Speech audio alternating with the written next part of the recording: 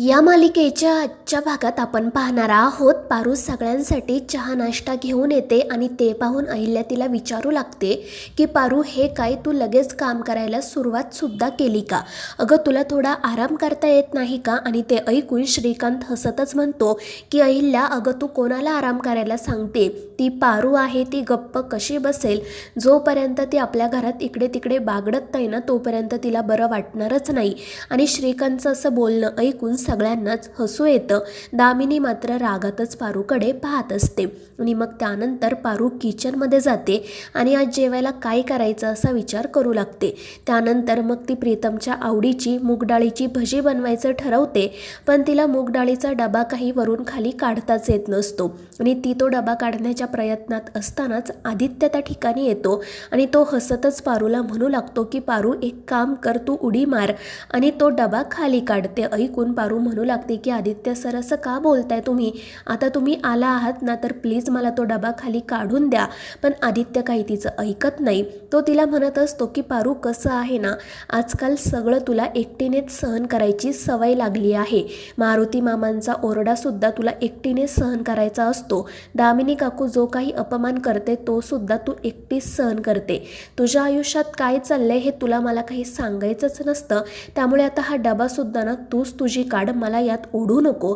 आणि हे ऐकून पारू कान पकडून म्हणते की आदित्य सर असं नका ना करू, प्लीज मला मदत करा. पण आदित्य काही ऐकत नाही आणि त्यामुळे पारू आजूबाजूला कोणी नाही आहे ना हे पाहून मग आदित्यला प्रेमाने धनी अशी हाक मारते आणि त्याला डबा काढून देण्याची विनंती करते. तर आदित्य म्हणत असतो की ठीक आहे, पण त्याआधी तुम्हाला एकदम प्रेमाने प्लीज असं म्हण. पण पारू काही बोलायला तयार नसते. त्यामुळे आदित्य तेथून जाण्यासाठी निघतो आणि मग पारू त्याला प्लीज धनी मला मदत करा असं म्हणते आणि त्यामुळे आदित्य हसतच तो डबा काढून देण्यासाठी कपाटाजवळ जातो. तर पारू त्याच्याकडेच पाहत उभी असते. मात्र आदित्य तो डबा काढत असताना तो डबा त्याच्या हातून निसटतो आणि त्याचं झाकण बाजूला पडल्यामुळे सगळी डाळ याच्या अंगावर सांडते आणि हे पाहून पारूला मात्र खूप हसू येतं. आदित्य मात्र खूपच चिडलेला असतो आणि पारूला ते सगळं साफ करायला सांगतो. मग पारू हसतच आदित्यकडे जाते आणि त्याच्या चेहऱ्यावर केसांवर पडलेली डाळ बाजूला काढण्याचा प्रयत्न करू लागते आणि त्यावेळी आदित्य प्रेमानेच तिच्याकडे पाहत असतो. पण तितक्यात दामिनी त्या ठिकाणी येते आणि आदित्य पारूला असं एकत्र पाहून तिला तर मोठा धक्काच बसतो आणि त्याचवेळी आदित्य पारूला त्याच्या जवळ ओढतो आणि ते दोघेही एकमेकांकडेच पाहत हसू लागतात. आणि हे सगळं काही पाहून दामिनी तर खूपच खुश होते आणि मग ती या सगळ्याबद्दल अहिल्याला सांगायचं ठरवते आणि हसतच तेथून बाहेर पडते. दुसरीकडे मारुतीला सतत आदित्य आणि पारूबद्दलच आठवत असतं. तो सतत त्या दोघांचाच विचार करत असतो आणि मग तो म्हणू लागतो की हे सगळं चुकीचं आहे. ही अहिल्या मॅडमची आणि किर्लोस्करांची शुद्ध फसवणूक आहे आणि आता मला अहिल्या मॅडमला अंधारात ठेवणं जमणार नाही. त्यामुळे मी इथून गेलेलंच बरं आहे, कारण जर त्यांना या नात्याबद्दल कळलं ना तर त्या सगळ्यात आधी माझ्या तोंडात शेण घालतील आणि हे सगळं ना मला सहन होणार नाही. त्यामुळे मी ही नोकरी आजच सोडणार आणि मग तो अहिल्यासोबत बोलायचं ठरवतो. दुसरीकडे पारू त्या श्रीकांतच्या गोळ्या घेऊन येते. तर अहिल्या त्याला म्हणत असते की पारूने गोळ्या आणून दिल्याशिवाय तू गोळ्या घेत का नाही? तुला स्वतःच्या तब्येतीची काळजी घेता येत नाही का? पण श्रीकांत म्हणत असतो की पारू आहे ना काळजी घ्यायला, मग मी का काळजी घेऊ? आणि त्याचं असं बोलणं ऐकून सर्वांनाच हसू येतं. तितक्यात मारुती त्या ठिकाणी येतो आणि तो अहिल्याला हात जोडून म्हणतो की अहिल्या मॅडम, मला तुमच्याशी महत्त्वाचं बोलायचं आहे. आणि ते ऐकून पारू आणि आदित्य मात्र घाबरतात आणि त्याच्याकडे पाहू लागतात. तर अहिल्या विचारत असते की मारुती काय झालं, काय बोलायचंय तुला? आणि त्यावेळी मारुती म्हणू लागतो की अहिल्या मॅडम, मी इतकी वर्ष तुमच्याकडे काम केलं, इमाने इतबारे नोकरी केली, तुम्ही सुद्धा कधीच मला परक्यासारखी वागणूक दिली नाही, कायम घरातल्या माणसासारखंच वागवलं. पण आता मला हे काम झेपत नाहीये आणि त्यामुळे मी ही नोकरी सोडण्याचा निर्णय घेतलाय. तुम्ही मला जाण्याची परवानगी द्या. आणि हे ऐकून घरातल्यांना तर मोठा धक्काच बसतो. अहिल्या म्हणू लागते की मारुती, हे काय बोलतोयस तू? तुला तरी कळतंय का? आणि मला सांग, तू अचानक असा नोकरी सोडण्याचा निर्णय कसा घेतला? तर मारुती म्हणत असतो की अहिल्या मॅडम, मला आता तुम्ही कारण विचारू नका, मला फक्त जाण्याची परवानगी द्या. पण अहिल्या त्याचं ऐकत नाही. श्रीकांतही म्हणत असतो की हे बघ मारुती, जर काही प्रॉब्लेम असेल तर आम्हाला सांग, आम्ही तुला नक्की मदत करू, पण तू नोकरी सोडून जाऊ नको. आणि मग अहिल्यासुद्धा मारुतीकडे जाते आणि त्याला म्हणू लागते की तुला माहिती आहे ना, तू आमच्यासाठी किंवा या घरासाठी फक्त एक नोकर नाही आहे. अरे मी तुला माझा भाऊ मानते, जितका मला माझा सयादादा प्रिय आहे ना तितकाच तू सुद्धा.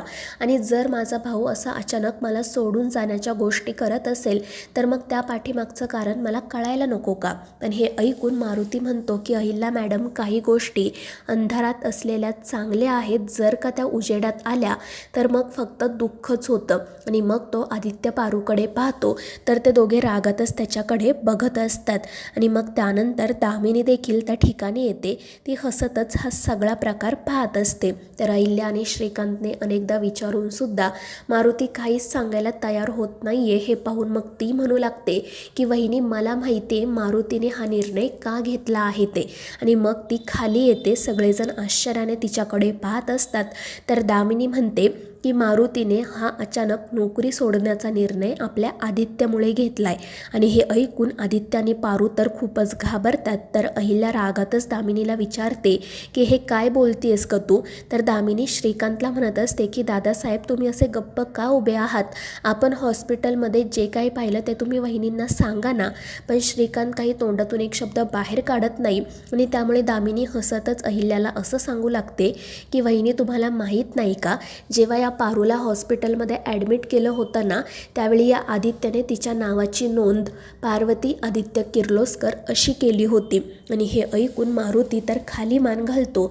तर अहिल्या दामिनीच्या जवळ जाते आणि तिच्या कानाखाली मारते. त्यामुळे दामिनी खूप घाबरते. ती अहिल्याला विचारू लागते की वहिनी काय झालं. तर अहिल्या रागातच म्हणते की या घरामध्ये भांडण लावण्याची एकही संधी तू सोडत नाही ना. अगं आदित्यने पारूच्या काळजीपोटी एक गोष्ट केली आणि तू त्या गोष्टीला इतकं मोठं करतेस, तुला लाज वाटत नाही का. आणि श्रीकांतचं म्हणशील ना तर त्याने या सगळ्याबद्दल मला आधीच सांगितलंय. आणि मग ती सर्वांना सांगते की कालच श्रीकांतने तिला ती पारूची फाईल दाखवली होती आणि असं सांगितलं होतं की डॉक्टर पारूवर उपचार करायला तयारच नव्हते आणि त्यामुळे नाईलाजाने आदित्यला त्याच्या नावाचा वापर करावा लागला. त्याने डॉक्टरांना असं सांगितलं की पारू त्याची बायको आहे, किर्लोस्करांची सून आहे, आणि म्हणून डॉक्टरांनी ताबडतोब पारूवर उपचार केले. आणि याच कारणामुळे मग अहिल्या देखील ही गोष्ट समजून घेते. ती जास्त काही बोलत नाही. आणि मग ती दामिनीला सांगू लागते की आदित्यवर माझे संस्कार आहेत आणि पारूवर मारुतीचे, आणि हे दोघेजण कधीच त्यांची मर्यादा सोडणार नाही, माझा विश्वास आहे. पण त्यावेळी मारुती म्हणतो की तुमचं मन खूप मोठं आहे अहिल्या मॅडम, पण तुम्हाला जे सत्य समजलं आहे ना ते अर्धवट आहे. आणि हे ऐकून अहिल्या विचारते की मारुती, नेमकं काय म्हणायचं आहे तुला. आणि हे बघ, तू जर दामिनी जे काही बोलली त्यामुळे नोकरी सोडण्याचा निर्णय घेणार असशील ना तर प्लीज तसं काही करू नको. अरे आपल्या मुलांवर आपण नाही विश्वास ठेवणार तर मग कोण ठेवणार. पण ते ऐकून मारुती म्हणू लागतो की नाही अहिल्या मॅडम, तुम्हाला सत्य माहिती नाही आहे. आणि मग तो अहिल्याला काहीतरी सांगायला सुरुवात करतो. आणि त्यामुळे अहिल्या तर त्याच्याकडे पाहतच राहते. तर मित्रांनो, या मालिकेच्या पुढील भागांच्या अपडेट्ससाठी आपल्या चॅनेलला सबस्क्राईब करा.